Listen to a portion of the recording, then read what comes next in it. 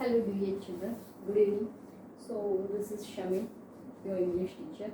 Now here, yesterday in the previous video, in the previous class, we have discussed about the biodiversity. We have seen the differences between the past picture and the present picture. Why that past picture is so pristine, so beautiful, so pleasant, and why the other picture which is out of that pleasantness. So what makes all these changes? We have discussed, we have a big debate also on this, why and how we should protect, who is responsible for this damage, and who is accountable and who is responsible for the changes and the need to continue for the betterment of the people's living and the government, and all certain things will come into this lesson now. So here is a lesson which is much related to the face sheet. It is on the biodiversity is something which is about spoken about all the living creatures on the earth in the given space. So here it is in this lesson we are going to start on the environment. So it's a lesson in the sense here it is a discourse. What kind of discourse it is? So first the topic is environment. So what is environment? Let me tell you what is environment first. Environment is something, see, now here where I am handling, I have certain things in my environment. I have a plant, I have a so I have created a nice environment so that I can get motivated to continue my class, means to make it interesting to you. The other thing it is now our school environment also. So the work environment. So with all the things and the people in its surroundings is called the environment. Now the earth has its own environment. Earth is a one and only unique planet which has its own environment. It has its unique specialty in having this environment. A nice supportive environment for the life. A supportive environment for the life on the earth. That is the uniqueness of the earth. Whereas now the scientists are discovering all this is happening. Now here, to maintain, to sustain, to protect, to take care and to carry forward the same available richness or the pristinity and the pleasantness to the next generations, it is our responsibility. Now and then, here and there are many activists who come with the motto that to protect the environment. So there is one Chipko movement in India. So where the man started saying that Chipko to your trees and protect the trees. So afforestation is needed. Deforestation has to be stopped. In the name of development, we should not do all this damage to the earth. So with the same motto, there is one Kenyan woman, Wangari Maathai. Who is she? Wangari Maathai. So it is that woman who has completed her PhD in this environment related topics, and she has seen the differences in the Kenya from her childhood to her certain age, means by the time she became an adult, she has noticed there were many changes, and then she became the activist. She took the responsibility and she felt very accountable for the damage. It's not she, means she has to question somebody who is causing certain things. So then she became the activist and she is the environmentalist, and how she did that movement and what kind of changes she brought in the Kenya and how she helped in protecting the environment.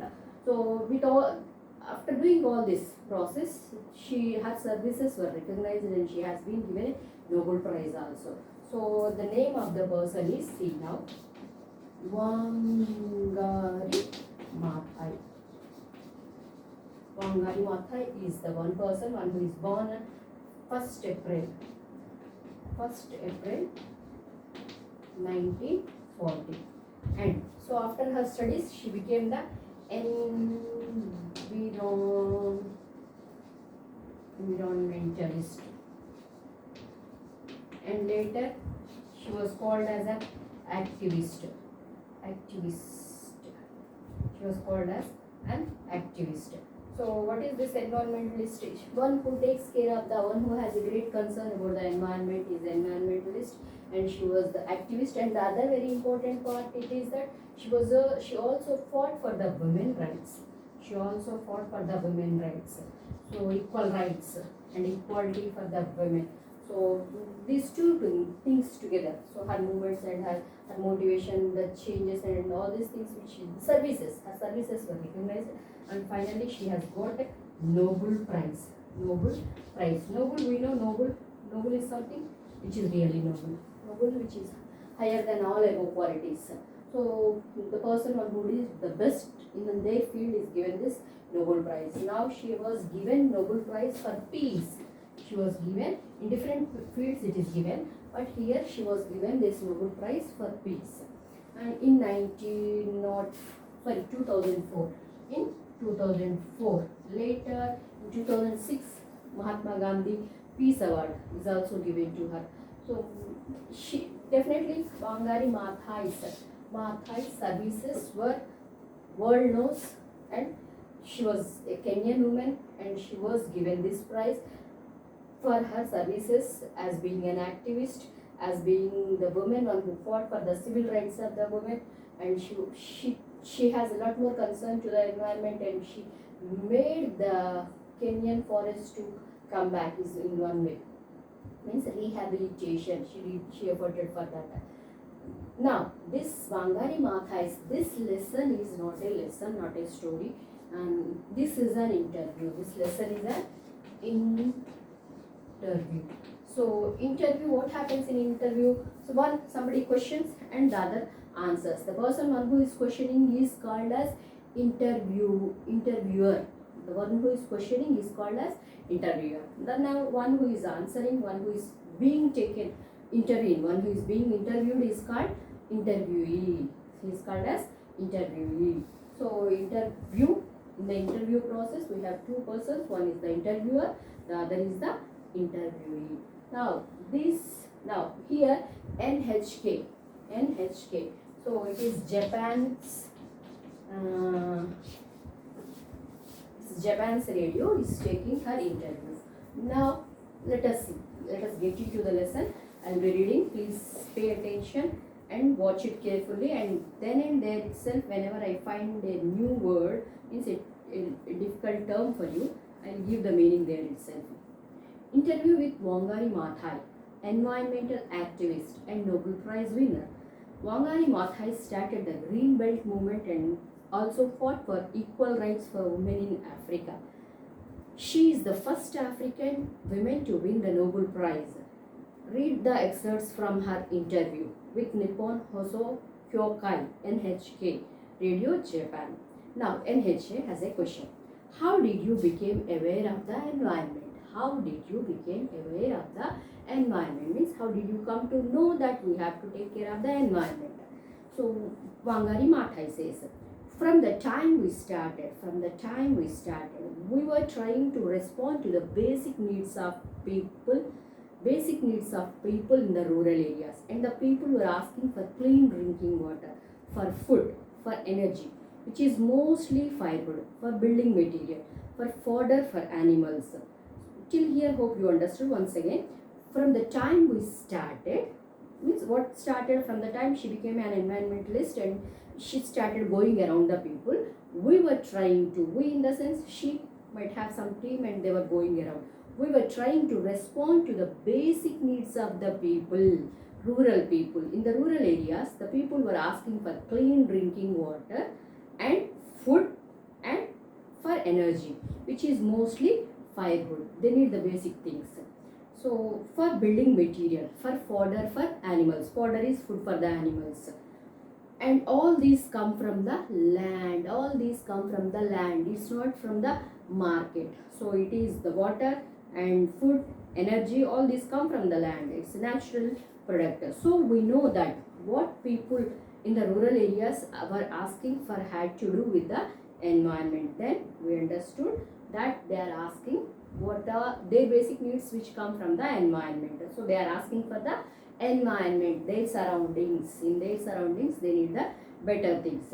They did not have those things because the environment was degraded. The environment was degraded. Degraded in the sense, it is, the quality has been lessened. If you think that 100 marks is the best grade, definitely 50 marks is degraded, and 40 much degraded, 30 and much more degraded.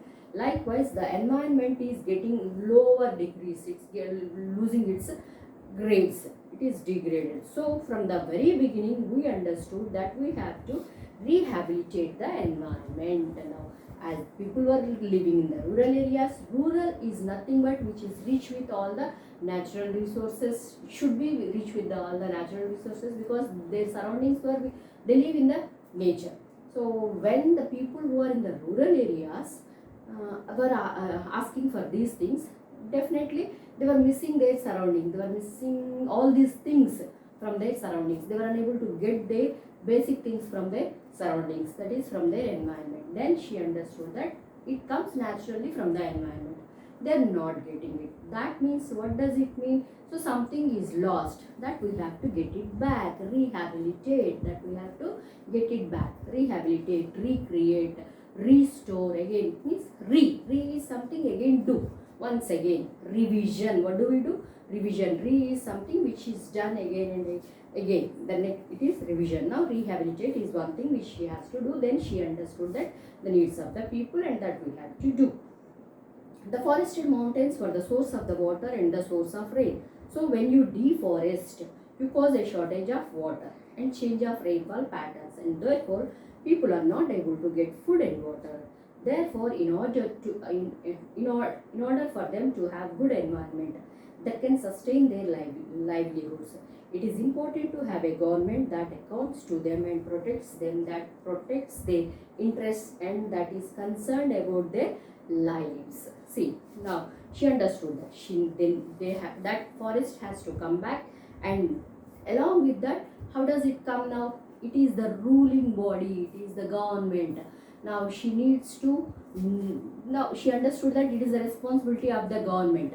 So it is the government one who has to take care of their needs. They have to protect their protect their environment, care for their needs, and feel responsible for their needs, and arrange all these things.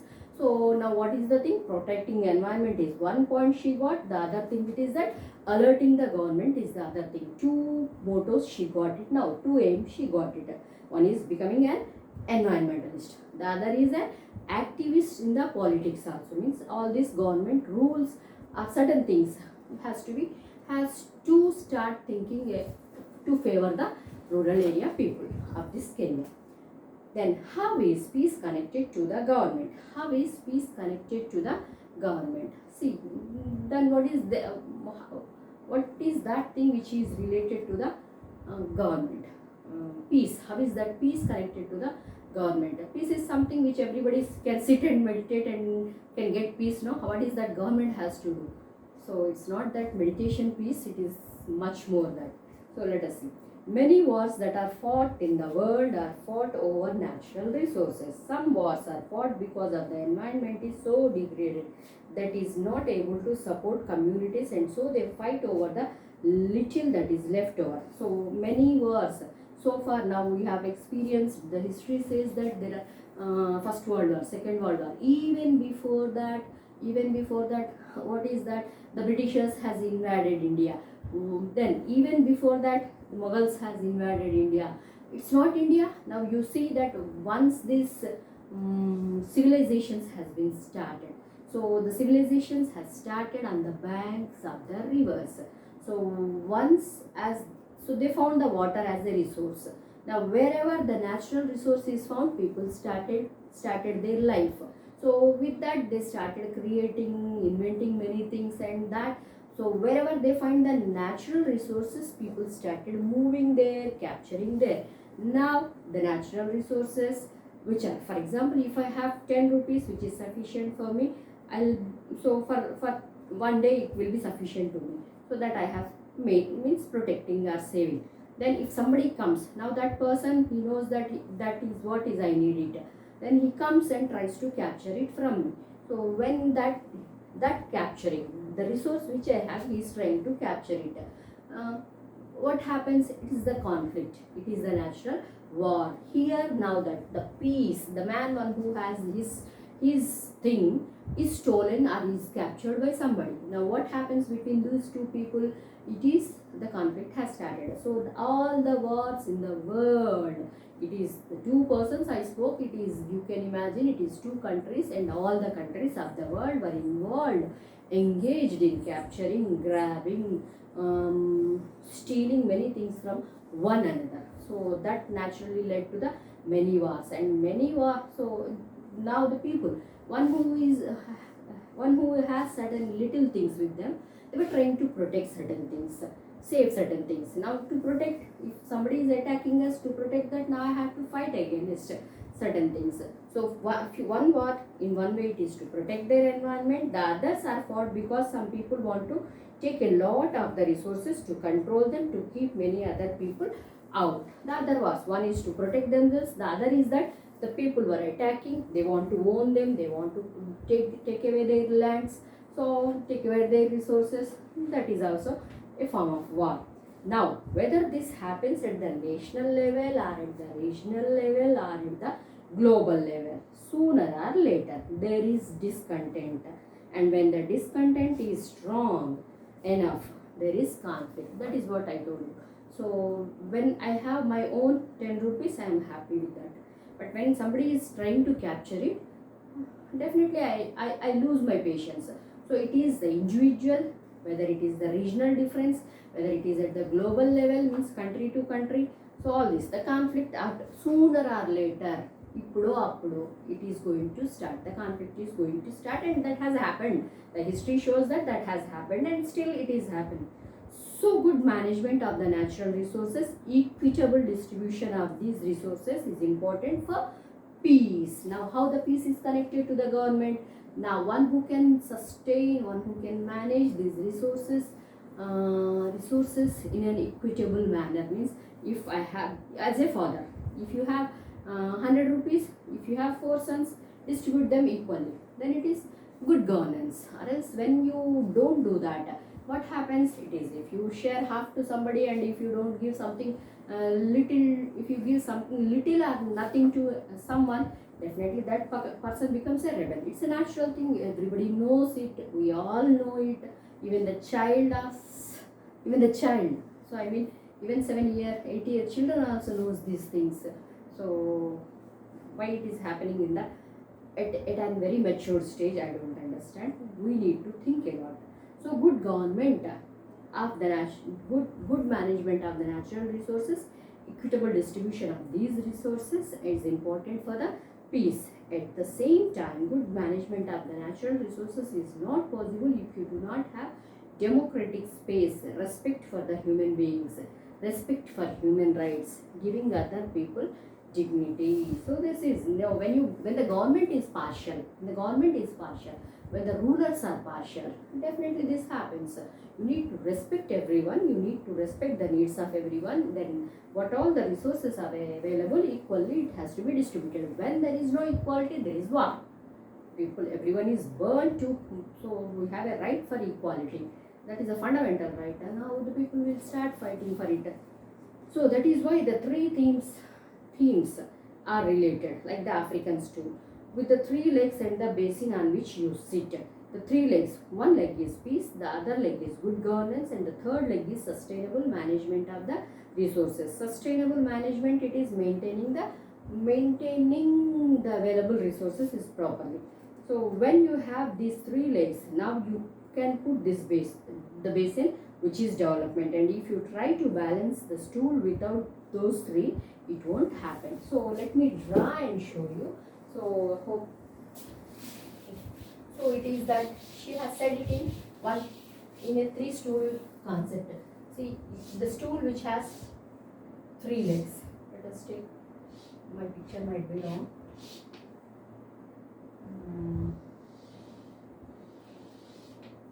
Am I right in the picture? Drawing the picture. See, imagine this is the stool. This one leg is peace, one leg is peace. The other leg, what she is saying, it is that the other leg is good governance. It is good governance. It is good government. You take The other third is sustainable management. Sustainable management of sustainable management of resources. Hope you are knowing what is resource. Resource is something which we have. So natural resources which comes naturally from the environment. It is water is a natural resource, sunlight is a natural resource, air is a natural resource. Now what are other resources? The skills which you have as an individual.